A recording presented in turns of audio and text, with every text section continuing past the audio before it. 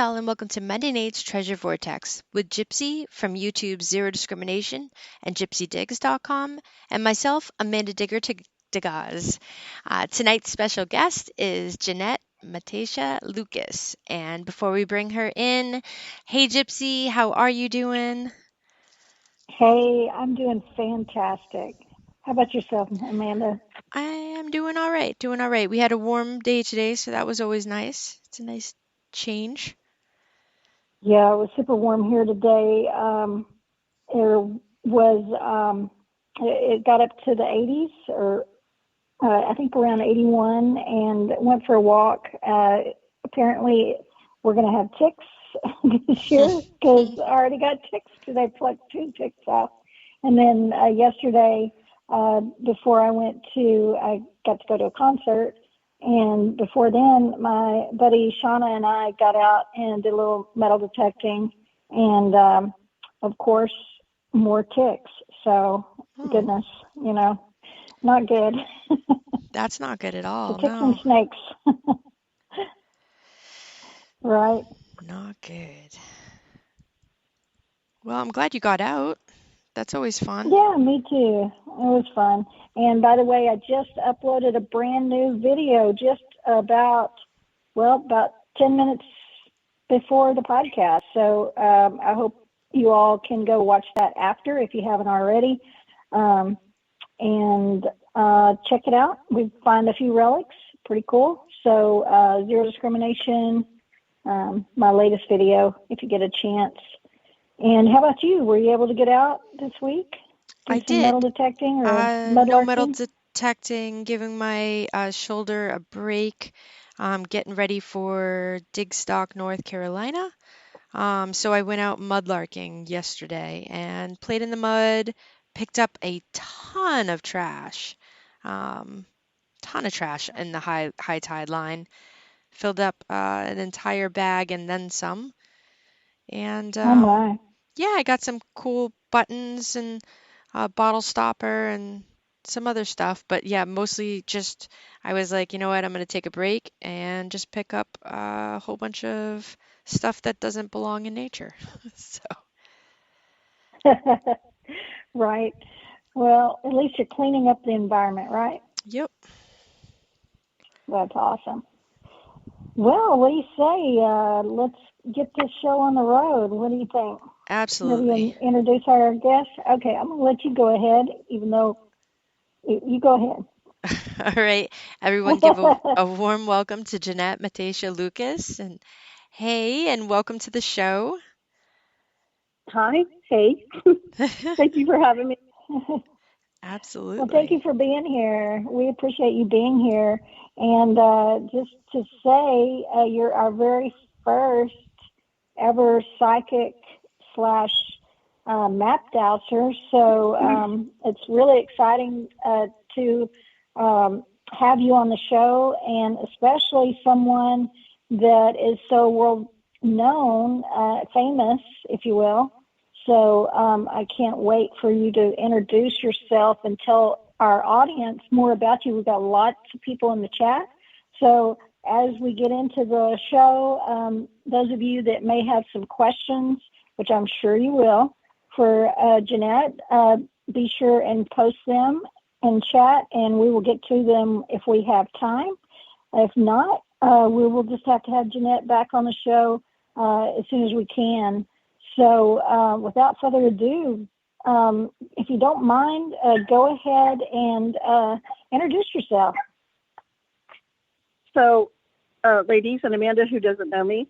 So and hi, everyone. My background was originally I started out as a young kid where my father was a surveyor by trade, and then he found out about water dowsing because he was always looking for a marker for his surveying, and then he heard about water dowsing, and he thought, oh gosh, that could help me with the pipes in the ground and that kind of thing. So then the next thing you know, he has friends. We're from Northern Virginia. He has friends in the working for the government agencies, and so he told them, if we're going to do water dowsing, why can't we take and invent a system where we can invent locating booby traps and bombs for the Vietnam era, where our soldiers go out and use dowsing to pinpoint communication devices, booby traps, bombs, tunnels, that kind of thing. And it happened. So in my backyard one day, the Joint Chiefs of Staff came there and they learned how to douse, and it sort of accelerated from there. Now, a lot of times people don't know, but I do remote map dowsing.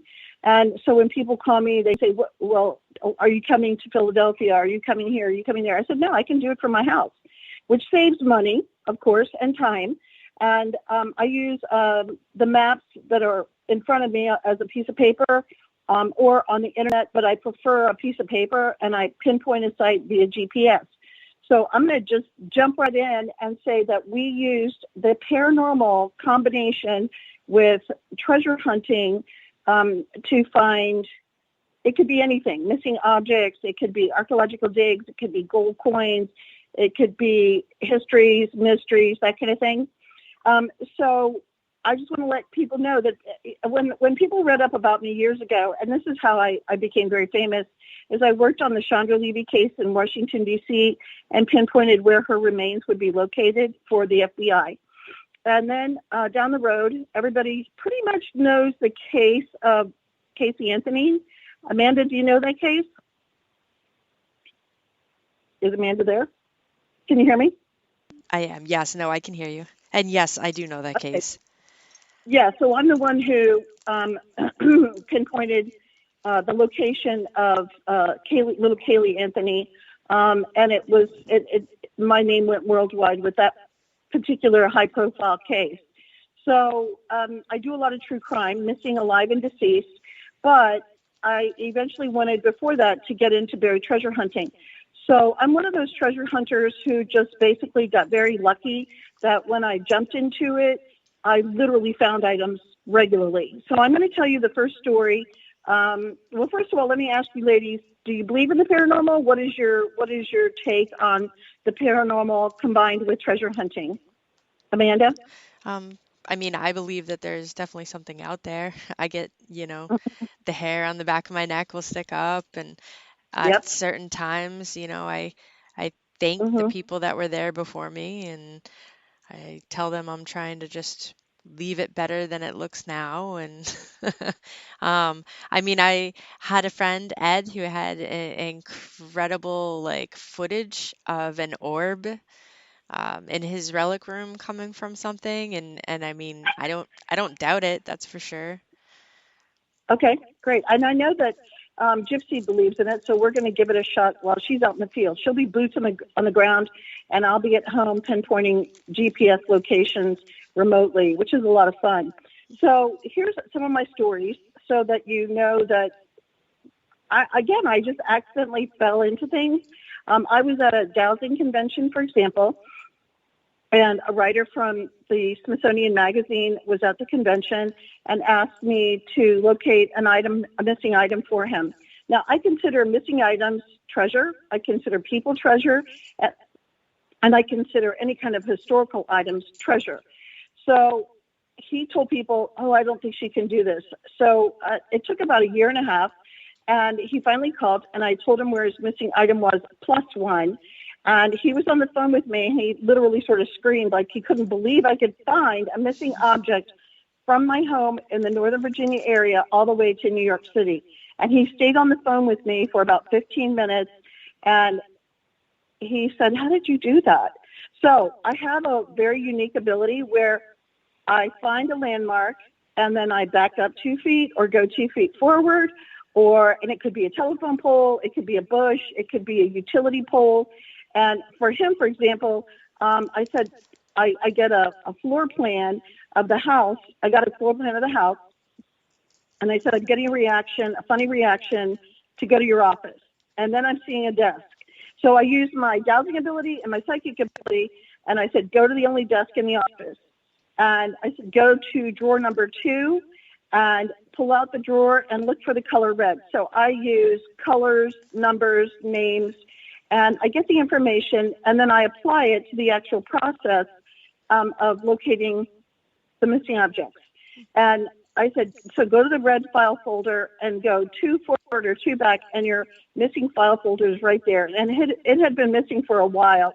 And he did that. He turned the red file folder on its side, and he found the missing file folder he'd been looking for a few years. And he said, that's incredible. So, of course, I got into the Smithsonian Magazine. So I'm very fortunate that I'm considered a forensic psychic, forensic dowser, and that sort of catapulted me in different directions. And I thought, oh, God, I really want to do more treasure hunting. And so I'm going to tell you about a couple of treasure hunting stories. But meanwhile, back at the ranch, I just want to tell people I also have something that's rare. Some doctors consider some people having a mind, part of their mind turned on or their brain turned on, and it's called synesthesia. And it's synesthesia. And synesthesia it's almost as if your brain has been rattled, that I can see colors, and that sounds really goofy, but let's say people say, oh, I see an aura. That doesn't interest me too much. I see colors, and I define the colors. Once I define the colors, then I can say, oh, yes, you have treasure at this location, or no, you're wasting your time. So here's some different stories to possibly excite you about thinking about your psychic ability. Ladies, do you have any psychic ability, or you think you're intuitive at all? Who, Amanda or myself? Either one. Do you think you have any kind of intuition? I'm very intuitive usually. I don't always listen to my intuition, but you do. I'm learning to listen more. I think since you're going to be around me a little bit more, I'm going to give you pointers. So, folks, one of the first things I ever did was I went to a convention in Chicago, and I was introduced to a couple via a very famous psychic, Inga Swan, and he told them that I was going to find their treasure. And so the couple and I met in an area that was a conference room, and they pulled out 30 maps, and they said, which treasure hunting job do you want first? And I said, well, I don't want to go on myths. I want to go on which ones are valid. And they said, well, we have an Al Capone case. I said, okay, let's do that one. And so they pulled out 30 more maps, and I picked one. When I was touching the map, my fingers felt like they were burnt by a cigarette. And I said, this one is, it burnt my fingers. And I looked at my fingers, and they weren't burnt, but it felt like they had been burnt. So we took the map, we laid it out. It was thousands of acres. And of course, in my mind, just being the female in the room, one of the females in the room, I thought, oh my God, I've got to deliver this information or look like a fool. And we laid it down, and I put my fingers over the map, and it burnt me again. And I pinpointed an area, and I said, right here. And I mean, I'm giving you the basics of what I did do for the guy. And so I said, I want you to do a 10 by 10 foot radius, and not, more of a square. And I want you to metal detect this particular area. And when they did 2 years later, which sometimes treasure hunting takes time, they went out and